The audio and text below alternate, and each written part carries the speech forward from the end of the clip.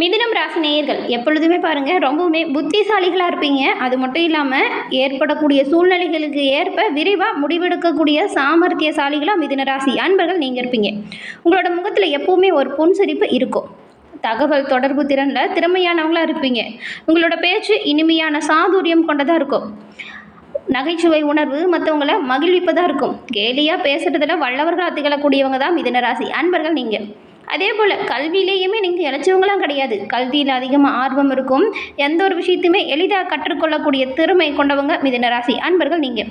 உங்களோட வாழ்க்கையில் பாருங்கள் இப்போ ஏற்பட்டிருக்கும் கிரகநிலை மாற்றங்கள் என்ன மாதிரியான தாக்கத்தை கொடுக்க போகுது, எந்த விஷயத்தில் நீங்கள் கவனமாக இருக்கணும், இது குறித்த ஒரு முழுமையான தகவலையும் தான் உங்களுக்காக இந்த பதிவில் நாங்கள் சொல்லியிருக்கோம்.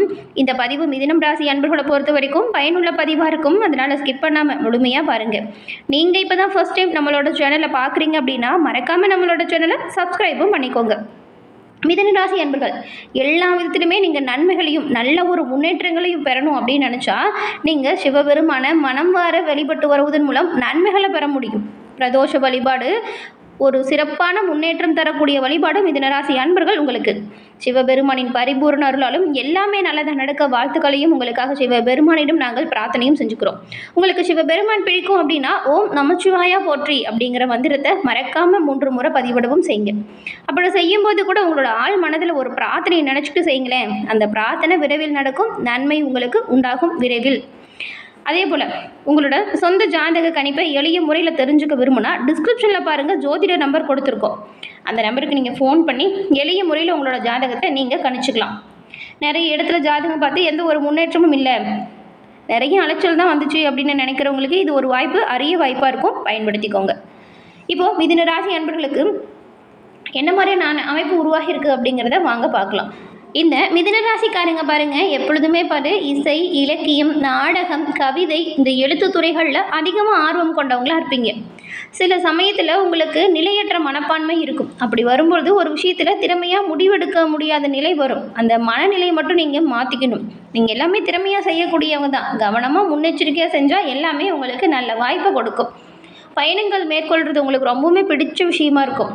இந்த மிதுன ராசி அன்பர்கள் ஒரு விஷயத்தில் முடிவு பண்ணிட்டீங்கன்னா அதை திறமையாக முடிக்கிற வரைக்குமே ஓய்வெடுக்காத நபர்களாக இருப்பீங்க. பொதுவாகவே நீங்கள் ரொம்பவுமே புத்திசாலி தான். நகைச்சுவை உணர்வு அதிகமாக இருக்கும்.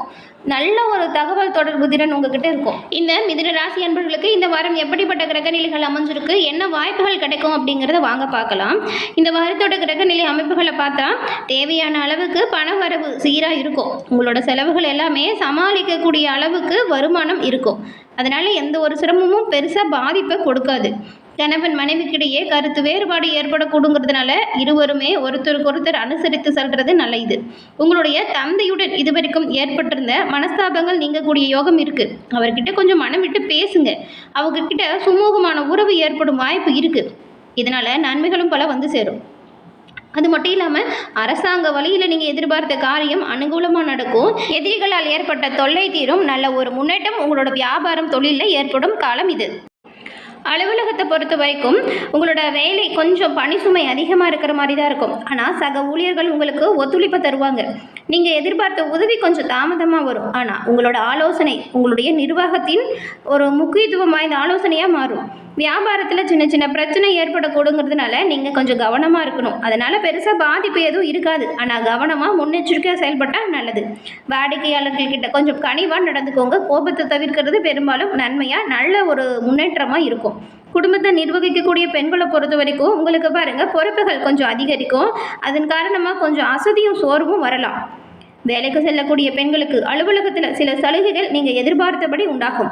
எல்லா வகையிலுமே நன்மைகளும் நல்ல ஒரு முன்னேற்றமும் பெற நீங்கள் தினம்தோறும் உங்களோட வீட்டு பூஜை அறையில் கூட தீபம் ஏற்றி சிவபெருமான மனம் வார வழிபாடு செஞ்சுட்டு அன்றைய தினத்தை தொடங்குங்க. நன்மைகளையும் முன்னேற்றத்தையும் நீங்கள் பெற முடியும்.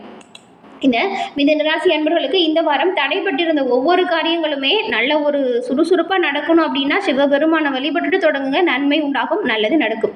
வீட்லேயுமே சுபகாரிய தடை விலகும். புது நண்பர்களின் அறிமுகம் இந்த வாரம் கிடைக்கும். புது நண்பர்கள் உங்களுக்கு ஆதரவாக இருப்பாங்க.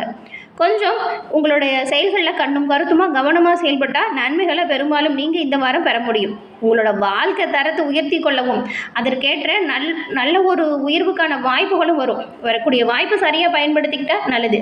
வேலையிலையும் சரி, வியாபாரத்துலேயும் சரி, இதன் மூலம் நீங்கள் முதன்மையான இடத்தை பிடிக்க முடியும். வருமானம் சீராக இருக்கும். பண்டிகையை கொண்டாடுவதற்காக வீட்டில் பெண்கள் தயாராக இருப்பீங்க. செவ்வாய்க்கிழமையில் நீங்கள் துர்க்கை அம்மனை தொடர்ந்து வணங்கி வருவதன் மூலம் நன்மைகளையும் நல்ல ஒரு முன்னேற்றத்தையும் பெற முடியும். பண வரவு உங்களோட கையில் எப்போவுமே இருக்கும். ஒரு விஷயத்தை நீங்கள் தொடர்ந்து செய்து வருவதன் மூலம் சிவப்பு நிற வாழைப்பழம் வாங்கி ஏழை எளிய நபர்களுக்கு நீங்கள் தானம் கொடுப்பதன் மூலம் நன்மைகளை நீங்கள் பெற முடியும். இந்த மாதம் ஒரு சிறப்பான யோகம் உண்டாகக்கூடிய மாதம். இந்த வாரத்திலேயே சிறப்பான பலன்களை பெற உங்களுக்கு சிவபெருமான் அருள் இருக்குது. அதுவும் இந்த மாதத்தோட கிரக நிலைகளை மொத்தமாக ஆராய்ச்சி பார்க்கும் பொழுது மாத தொடக்கத்தில் பாருங்கள், உங்கள் ராசிநாதன் புதன் பூர்வ புண்ணியத்தில் சூரியனோடு இணைஞ்சு சஞ்சாரம் செய்கிறாரு. அதே நேரம் பூர்வ புண்ணிய ஸ்தானாதிபதி சுக்கிரன் நீச்சம் பெற்று இருக்கிறாரு. இந்த ரெண்டு கிரக அமைப்பும் இருக்கும்போது என்ன நடக்கும் அப்படின்னு பார்த்தா கொஞ்சம் ஆரோக்கியத்தில் தொல்லை வரும். இந்த வாரம் சிறப்பாக இருக்குது, ஆனால் இந்த மாதம் கொஞ்சம் ஆரோக்கியத்தில் தொல்லை வரலாம். மருத்துவ செலவு இதனால் வரும். இல்லத்துலேயுமே கொஞ்சம் விட்டு கொடுத்து அனுசரித்து போகிறது நல்லது. நீங்கள் என்ன சொல்ல வரீங்க அப்படிங்கிறத புரிய வைங்க. குடும்பத்தில் இருக்கிறவங்க என்ன சொல்கிறாங்க அப்படிங்கிறத முதல்ல புரிஞ்சுக்கோங்க. இடம் பூமியால் பிரச்சனை வரலாம். நல்ல காரியங்கள் நடைபெறும் பொழுது எதிரிகளின் தொல்லையால் தடை தாமதம் வரலாம். ஆனால் நீங்கள் எதையுமே திட்டமிட்டு செஞ்சால் நன்மையை பெறலாம். மேலதிகாரிகளின் ஆதரவு பக்கபலமாக இருக்கும். இந்த மாத தொடக்கத்தில் குரு பகவான் கடக ராசியில் உச்சம் பெற்று சஞ்சாரம் செய்ய போகிறாரு.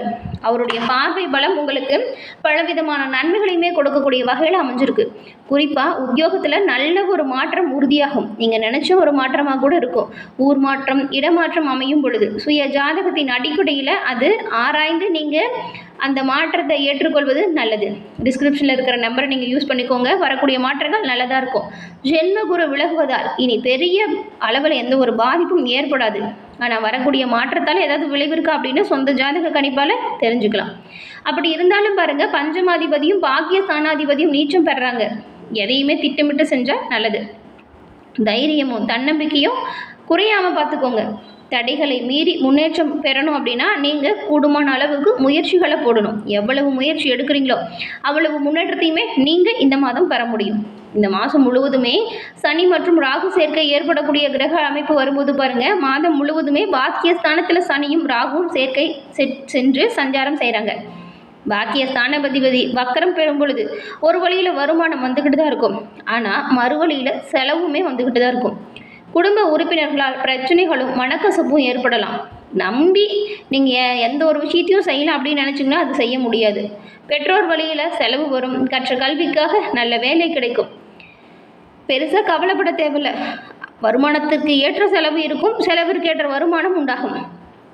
உயர்கல்விக்காக நீங்கள் எடுக்கக்கூடிய முயற்சி முன்னேற்றத்தை கொடுக்கும். அரசு அதிகாரிகளின் ஒரு ஒத்துழைப்பு உங்களுக்கு இருக்கும். முடிஞ்ச அளவுக்கு உத்தியோகத்தில் இருக்கிறவங்க உயர் அதிகாரிகளை பகச்சுக்காமல் பார்த்துக்கிறது நல்லது. அதுவும் இந்த மாதம் 10ஆம் தேதி விருச்சிக ராசிக்கு செவ்வாய் செல்றார். உங்கள் ராசிக்கு 6, 11ஆம் இடத்துக்கு அதிபதி தான் இந்த செவ்வாய். அவர் 6ஆம் இடத்துக்கு வரும் பொழுது இந்த நேரம் நீங்கள் கொஞ்சம் கவனமாக செயல்பட வேண்டிய நேரம் இது.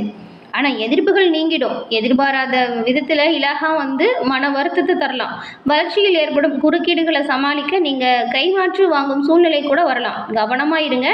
வெளிநாடு சென்று பணிபுரியணும் அப்படின்னு நினச்சவங்களுக்கு அதில் தடையும் தாமதமும் ஏற்படக்கூடிய வாய்ப்பும் இருக்குது. எதுலேயுமே நீங்கள் சிந்திச்சு செயல்படணும். அரசுக்கு புறமா எந்த ஒரு விஷயத்திலையும் செயல்படக்கூடாது. சட்டத்துக்கு உட்பட்டு நீங்கள் செயல்பட்டால் நன்மைகளை பெறலாம். 17ஆம் தேதிக்கு பிறகு துலாம் ராசிக்கு சுக்கிரன் போகிறார். அப்போ புத சுக்கிர யோகமும் புத ஆதித்ய யோகமும் உங்களுக்கு வருது. இதுவரை நீச்சம் பெற்ற சுக்கிரன் இப்போ சொந்த வீட்டில் வர்றதுனால நல்ல வாய்ப்புகள் இல்லம் தேடி வரும். 17ஆம் தேதிக்கு பிறகு நீங்கள் எந்த விஷயத்தை செஞ்சாலும் அது நல்லதாக நடக்கும். நம்பிக்கையோடு செய்யுங்க, எல்லாமே நல்லதாக நடக்கும். நல்ல நல்ல வாய்ப்புகள் வரும். அதே போல் ஆடை ஆபரண சேர்க்கை இருக்கும். அதிகார வர்க்கத்தின் ஆதரவு புதிய முயற்சிகளில் ஆதாயத்தை கொடுக்கும். அரசு வழிகளில் நீங்கள் எதிர்பார்த்த சலுகை கிடைக்கும். பொது வாழ்க்கையில் இருக்கிறவங்களுக்கு பிரச்சனைகளிலிருந்து விடுபடும் வாய்ப்பும் உண்டாகும். நீங்கள் உடல் நலத்தில் மட்டும் கொஞ்சம் கவனம் செலுத்துங்க. பொது வாழ்க்கையில் இருக்கிறவங்களுக்கு வீண் பழிக்கு ஆளாக வாய்ப்பு வரும். கவனமாக இருங்க. வியாபாரம் தொழிலில் ஈடுபட்டவங்களுக்கு பண்ண நெருக்கடி வரக்கூடாதுன்னா கவனமாக முன்னெச்சரிக்கை வியாபாரத்தில் நீங்கள் ஈடுபடணும். உத்தியோகத்தில் உள்ளவங்க மேலதிகாரிகளை அனுசரித்து செல்வது நல்லது. கலைஞர்களுக்கு அதிக முயற்சியின் பேரில் ஒப்பந்தம் வரும். மாணவிகளுக்கு மறதி வரலாம். பெண்களுக்கு வருமானத்தை விட செலவு இருக்கும். பக்கத்தில் இருக்கிறவங்க கிட்ட தேவையில்லாமல் எந்த ஒரு பகையும் வளர்த்துக்காமல் பார்த்துக்கிறது நல்லது. பிரச்சனை வருது அப்படின்னா அந்த இடத்தை விட்டு ஒதுங்கிடுங்க. கூடுமானவரை கோபத்தை குறைச்சிக்கிட்டு விட்டு கொடுத்தும் நிதானமாகவும் செல்வது நல்லது. எல்லா வகையிலுமே முன்னேற்றம் பெற மனமார சிவபெருமான வழிபாடு செஞ்சுட்டு அன்றைய தினத்தை தொடங்குங்க. நன்மை பிறக்கும், நல்லது உங்களோட வாழ்க்கையில் ஏற்படும். என நேயர்களே, இந்த பதிவு நீங்கள் பயன்பெறும் வகையில் அமைஞ்சிருக்கும்னு நினைக்கிறோம். மறக்காமல் நம்மளோட பதிவை உங்களுடைய நண்பர்களுக்கும் ஷேர் பண்ணுங்கள். தொடர்ந்து பார்த்தமைக்கு நன்றி நேயர்களே.